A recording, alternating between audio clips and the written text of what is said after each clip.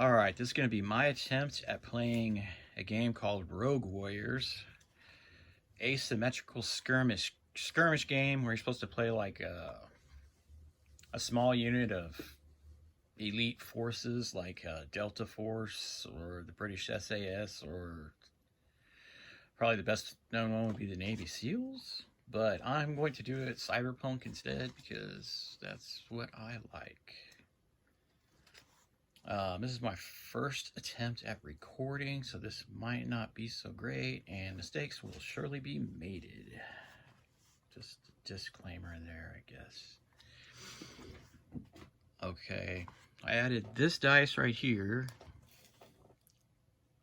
12-sided dice down here to keep track of the turns. Not really completely necessary, but what the heck.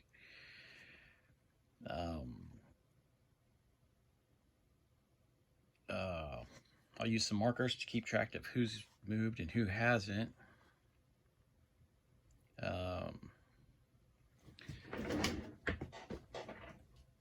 This is going to be set. Okay, the setting I'm creating is a cyberpunk near future in a world gone wrong. Earthquakes, bomb, natural disasters caused by climate change have rocked the world. Governments have kind of fallen apart, have little power. Corporations have basically taken control. Large parts of the former U.S. of A is kind of falling apart, and I think I'm going to try and make like one area that's kind of like Gilead and the Handmaid's Tale. That would be kind of cool to drop some troops in there. That would be good. But this is this particular scenario I'm setting up in a lawless zone, which means no corporations have control, in a city called Arizona Bay City. So that tells you that some serious geographical changes have happened. Kind of like from the Tool song, I guess. My team is called Taurus Fixers. This is Logan. Logan, he is the boss. He has a shotgun and a med kit. Up next, we have Fletcher Hex Vega. He's a scout. He's probably my favorite miniature out of this group.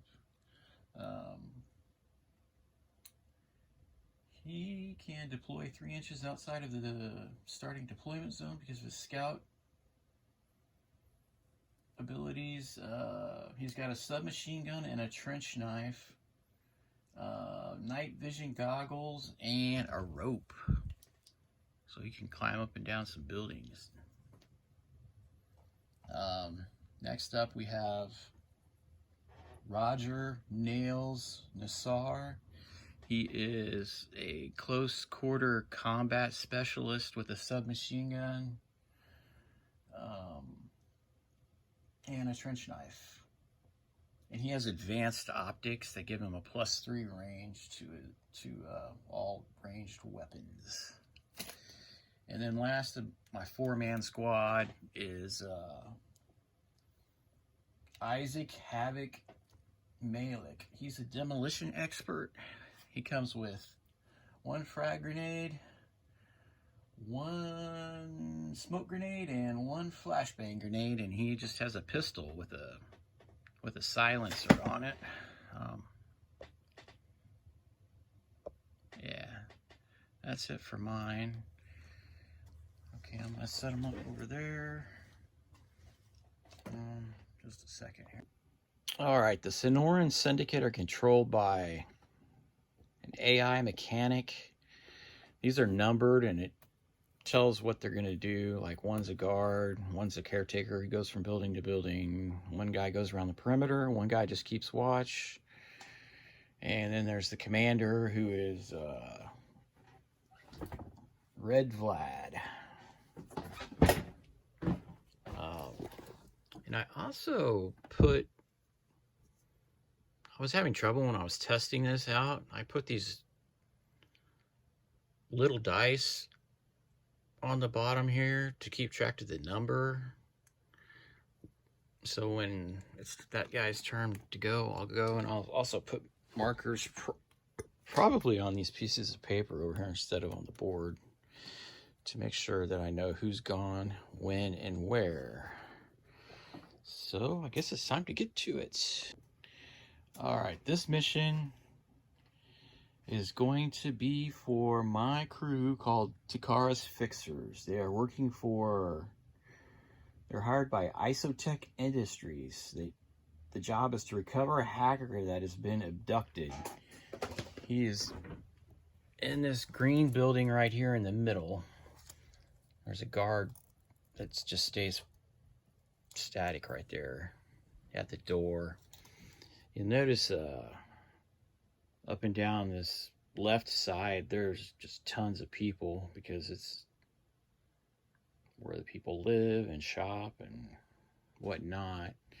And then over here we've got the little ramen shop, and some people got their motorcycles parked out, and just kind of normal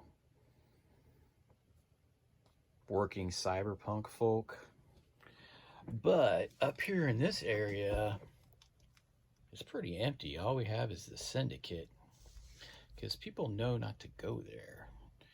They pretty much control this area, this part of the town, by racketeering.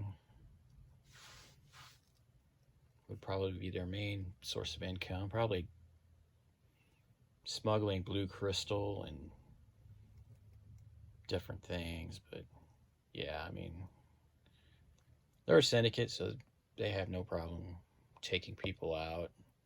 Why they have captured this hacker, we don't know. We're just here for the job. But let's get on to turn 1. Also, I'm using the solo world rules for this game. There's like a campaign that's based in World War II. I think I'm going to go through it, but I'm going to do it as a cyberpunk. It's pretty easy to change the setting on something like that, but it has the solo rules for which are actually really good. I like solo rules like this that where you're like not playing against yourself. There's a pretty effective AI, and it makes it a lot more fun. But let's see how it goes. All right, time for the roll off. Turn 1. 6-3. By the way, I am the blue, and the Syndicate are the pink.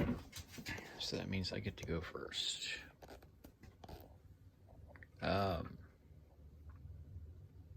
Hex right here is a scout, so he got to move like 3 inches, or start 3 inches out of the main deployment zone right here. I'm gonna have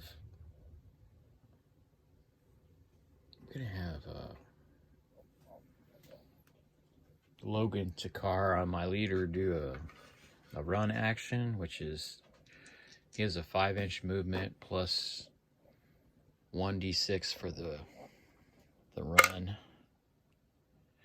Oh, 5. That's pretty good. All right, where's my ruler?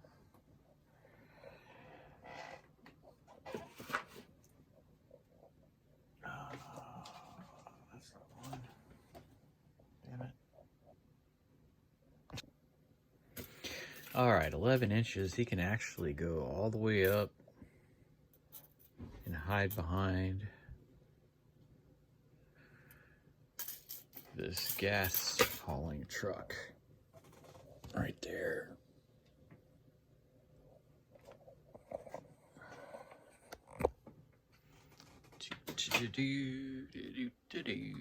All right, I'm gonna put a marker next to him that he has gone, even though I'm sure I will remember.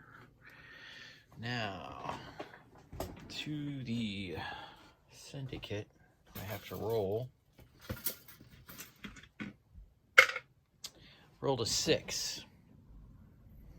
So that means the watch commander is going to move. Sentry roll a directional dice. Carry out a single move action of 5 inches if An enemy enlisted is included. Stay in base contact and activate as if one model. So he's going to move 5 inches in a random direction.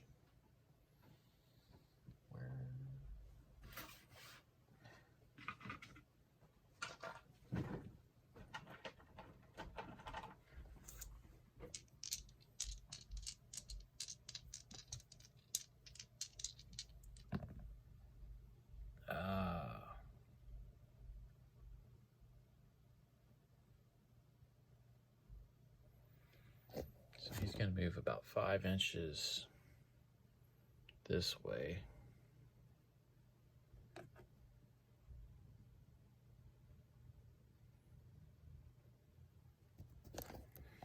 All right. So on to turn 2. Or activation 2, sorry, not turn 2. All right, 6 and 5. Looks like I've won again. Gonna have to do another run action. I think I'm gonna have Nails run. He's gonna run up here, along here, and try and follow along Takara. He got a 2, so he's going to be moving 5 plus 2, 7 inches. 7 inches. Oof. Boy, that's a little hairy. Alright. He's possibly get... They could possibly get spotted, depending on what happens. Now, my enemy, or whatever, Syndicate. Roll to see who moves. I didn't mark that. Watch Commander. I got a 4. So that is the guard. Guard, carry out a single move action, 5 inches moving back and forth from one destination position to the other. So he's just gonna move. He's gonna move about right here, probably. I don't think.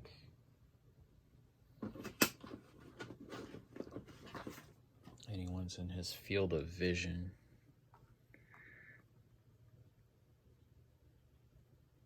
From his front there. So he's good. Let's put a marker on the guard. Activation number 3. Oh, I got a 1. They got a 6. That means they go first. And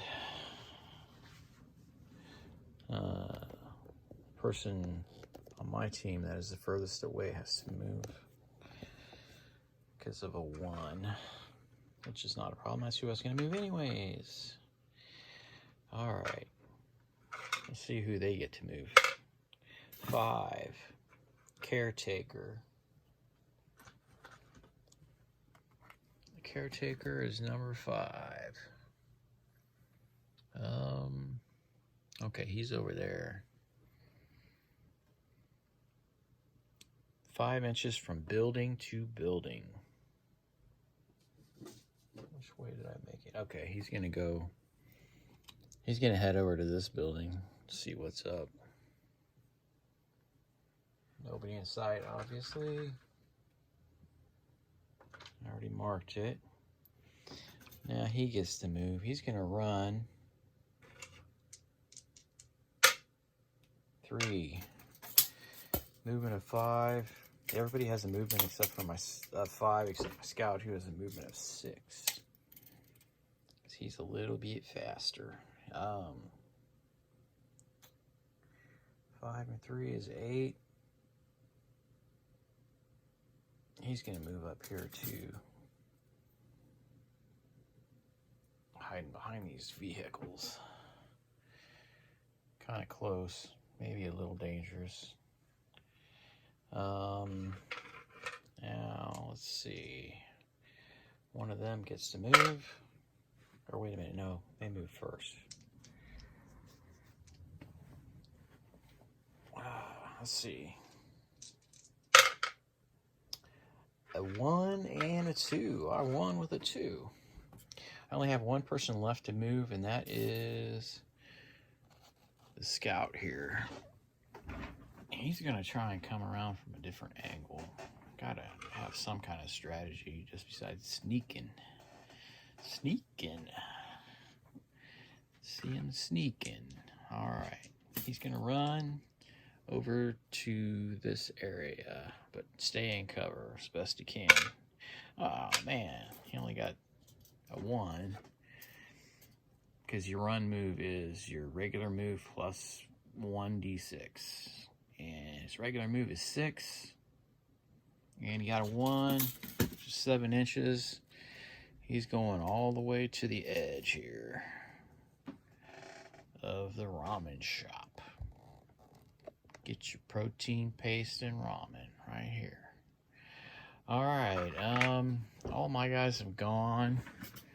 They have 2 people left. I guess I'll see which one it is.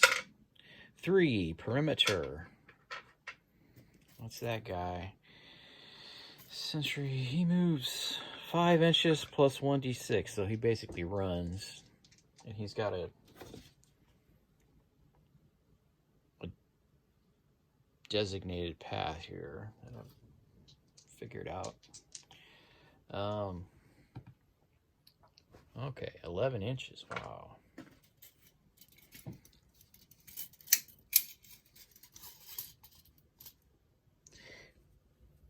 He's gonna run up here.